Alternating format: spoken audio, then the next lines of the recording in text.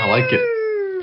Hello, hello, and welcome to the Rock Metal Podcast. I am your host, John Harris, and on my left-hand side is my right-hand man, Gabriel. Gucci, Gucci, Gucci, Gucci, Gucci, Gucci, Gucci, boo! And that sample you just heard was Ignite by Osyron, who I've got on the show with me right now. They've got a new album called Foundations, which is set to release on July 10th. Right now I'm being joined by Cody and Christoph to share some stories about the music and share more info about what the boys have got going on. So Cody, Christoph, welcome to the show. Yeah, thanks for having us. Yeah, thanks. Absolutely great to have you boys on. Speaking of starting something, let's go and listen back to that track, Ignite. Ignite! TNT Ignite! TNT Ignite. All right, coming back from the track Ignite, which is the first single off of the album with a stunning music video to accompany it as well. Now, interesting topic matter behind the track from several different historical / patriotic views. Pretty common for a metal band to talk about, you know, the Vietnam War and after, because a lot of that generation, Metallica and whatnot, their parents were involved in that. They were affected by that. So that really makes sense. And then we have a generation of people after that who weren't affected by it, who still think it's cool. So they write songs about war. But you guys have taken on a whole new step, because this track is about World War I and Canada's role in World War I. So my first question is, who cares? Well, I guess that's a good, fair question, right? But I guess that's kind of, I think, why this song kind of materialized this way, is because, you know, that's a part of Canada's history that doesn't get touched on a lot. I mean, like in our history classes, yeah, we'll talk about it a little bit, but I think the important takeaways for that song is, you know, that was kind of Canada's first big involvement on like the world stage in some measurable way, I guess. And, you know, it's kind of like a lot of people's first interactions with Canada were probably, you know, our troops going over there in World War I and like fighting on, like, you know, the fields of Passchendaele and all that kind of stuff. And yeah, it was an important moment for such a young country. I think back then it wasn't even, I think it was still part of the Dominion of the United Kingdom or whatever, right? Mm-hmm. But it was a big first step, I think, and that's kind of what the song touches on. Wow. Okay, so I guess maybe spend a little bit more time on that. When it's called Ignite, what is that in reference to? That's, I think that's the line in the chorus there, ignite the fight of sacrifice. It's like, that's kind of how Canada paid for its first, I guess, I don't know what I'm trying to say, but that's kind of the price that Canada paid. Yeah, I'll take that. It's you know, it's I guess more so just igniting a cannon, because the old saying goes that Canada was sort of used, the Canadian troops in World War I more or less used as cannon fodder by the British. You know, they were used as pawns. They were sent in ahead of them into enemy lines and to the forward trenches and stuff like that. So it was usually Canadian troops that were doing, you know, that were just ignited basically into the fighting a lot more than any other soldiers. So I guess that's kind of the premise that we wanted to act on and kind of tell it from, I guess, both sides, but mostly the Canadian side within the track. Yeah. Okay, now that brings up an interesting question, because obviously that's what I was told as well. And I mean, I wasn't there, so I don't know the politics behind it. However, I was obviously taught the same thing between both wars, World War I and World War II. Kind of like the equivalent of the Marines in the States, except they're glorified. Right. You know, they get sent in first, but it's a glorified thing, whereas Canadians were sent in first, and it's kind of like more like a political thing. Right. Yeah. You know, so that's kind of an interesting take on it, I think, from both sides of North America. So I guess my question then is, from the UK side, how did you guys address that? Well, more so it's just, I guess that little pre-opener before the first chorus comes in, it's kind of just saying, you know, just soldiers for the lambs, you know, and then it touches on cowardice and stuff like that. But just basically saying, you what they thought they were doing. They thought what they perceived is that what they were doing was correct. You know, that was right for them in their time, is to use their Dominion states to go ahead of them and, you know, to do the dirty work, I guess, more or less. You know, a war like that is fought very brutally. So it's just something where we wanted to kind of exercise it from both sides. Like I said, more so on the Canadian side, but in terms of them to just kind of bring it from that standpoint of at that time and at that moment in history, they what they, I guess, perceived as what they were doing was correct, you know, whereas in a lot of differing opinions, maybe it wasn't so much. Yeah. Well, I think really all you can do at any point in time is acknowledge that some political state is going to agree that whatever they're doing is correct. And only in retrospect, when a different political idea takes root deep enough, can we acknowledge that maybe somebody was wrong. Absolutely. Man, there's the topic for the next album right there. Yeah. Groovy. Now, if you dug the track Ignite and you want to check out the boys playing in looks like some red lights and whatnot, you can check out the music video by going to today's show notes at www.therockmetalpodcast.ca. Now, I guess take us through this music video. It's kind of like a performance video, but kind of not. But there's kind of like a lyric video, but kind of not. I mean, it's very, very cool stuff. So what's going on in this video? So it kind of did start that way. Like we're performing in this old warehouse, and this was recorded actually like in the dead of winter. It's like -40 outside. It's not heated. There's no ventilation in this place, and we had the lights running off of gas generators. And so that was kind of like the majority of the video is that. And then the overlays that you see, there's dates, there's numbers. That's kind of like a historical timeline of World War I from start to finish for Canada's involvement. And it was actually shot by, the director is a guy named Seth, and he's actually, I think he's originally from England, actually. Then he moved to Canada, started like this kind of video business. And he said he really enjoyed it because, you know, he'd been in Canada now for a couple decades. And he didn't know any of our World War I history at all. He had no idea about it. So when we pitched the idea to him, like he went on like a Wikipedia, Google deep dive, and like he was like blown away by all these things that happened in World War I from the Canadian perspective. And, you know, so he decided this timeline kind of thing, this idea, he pitched it that, you know, dates would pop up and scroll across the screen and, you know, different numbers would show up, like whether it was casualties or how many people went over, that kind of stuff. And yeah, and then we cut it in with archival footage of the war, which is like all the scenes in the trenches or like the bombs going off. That's all just from World War I archives. Yeah, or arguably I heard that they destroyed all the original footage and those are all redone. I don't know if that's correct. So, yeah, I've heard what it actually was a lot of it was lost. And then what happened was, you know, like, you had literally, like, let's say just finished, like, the Battle of Passchendaele. Like, you know, you watched your friends die in the trenches, and then, like, a BBC camera crew showed up, and we're like, all right, chaps, like, run over the trenches for us so we can get a couple shots of this. And, like, so you had to basically run over the top and, like, pretend to die so that they could have footage. And after you had, like, literally just watched all your friends die, like, days ago. Yeah, you know, man up, right? Yeah, it's pretty brutal. I guess with that in mind, it does kind of look almost fake, even at some points in our video. Like we went through a lot of that footage, just putting everything together with Seth. But there are a few scenes even within the video where you can kind of see it's like, was that real? Like, did that guy actually just get shot and die? You know, it's kind of interesting to think.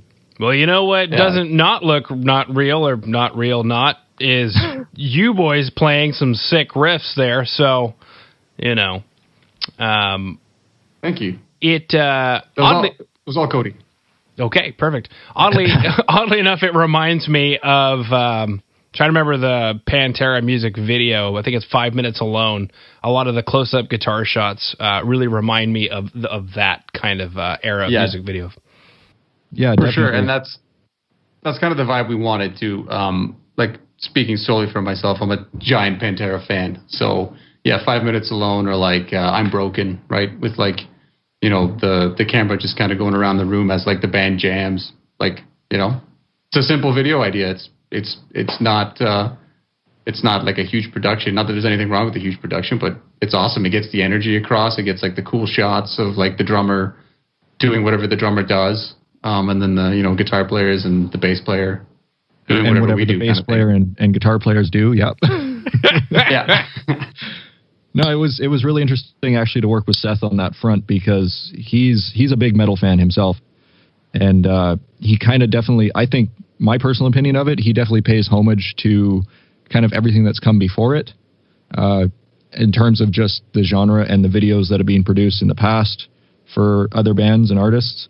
So definitely ties into, it reminds me of a couple really good ones as well, and it was definitely just a lot of fun to work with a guy who was that knowledgeable on it. It's in a particular subgenre, playing in a metal band, it's sometimes difficult to find people even, on the recording and production side of things to work with, let alone in the video production side of things. So that aspect of it was definitely a plus in our books. Yeah, abso-freaking-lutely. Now, speaking of another plus in everybody's book, let's go listen to the next track, The Ones Below. The Ones Below.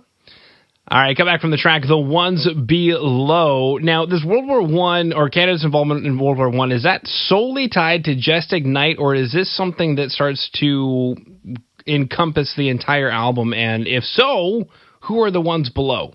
So that's Ignite is its own thing. It's about Canada's World War I involvement. And then the ones below is just like a blanket for anyone you've lost for any reasons. Right? We've all lost people. We've all, whether it's accidents, disease, old age, whatever. It's the ones below is it can apply to, like, I guess, if you've had friends or family die in a war, why not kind of thing. Okay. Exactly, and to farther kind of expand on that as well, the entire album, it touches on different points in Canadian history, different points that are maybe necessarily not what you see in the mainstream every day. Usually the more brutal and the more, I guess, not to say negative, but the more intense periods throughout history of what kind of defines this country. So back to Ignite, of course, World War I, we went through all that already, but Ones Below, I guess it's the farthest reach as far as that goes, because it doesn't actually particularly touch on any one point or reference any one particular event. But as Christoph said, it's more of just a blanketing kind of, it's a statement track, just saying it, standing up and just, celebrating the life of the ones that you've lost in your life. I suppose would be the best way to understand that track. All right. Perfect. Now, something I noticed musically between the two tracks, Ignite and The Ones Below, and I'm trying to remember, on the rap sheet, see, Nightwish, Symphony X, Dream Theater, Camelot, Winter Sun. Something that I've also picked up on, I would say Ignite's very Queensryche-esque, and The Ones Below is getting more into like the Goddard-esque, kind of more like just the big, sexy arena rock, if you guys are familiar with Goddard. Not too familiar with Goddard. But yeah, it is. It's definitely more of a, like Ones Below is definitely more of this kind of like really groovy, centered on like a groovy kind of riff song with, like we're a band that does lots of orchestrations. We like layers of instruments and stuff. So we still have we have strings in there and pianos and stuff, but it's definitely centered around this like kind of, like groove metal, I guess. I'm not too familiar with Goddard, but maybe I'll have to check them out now. For sure. It was like, it's more upbeat, but we still want it to be anthemic to a sense, especially in the chorus, just for the celebratory nature of it, because, most of the other tracks, which you'll come to hear, have...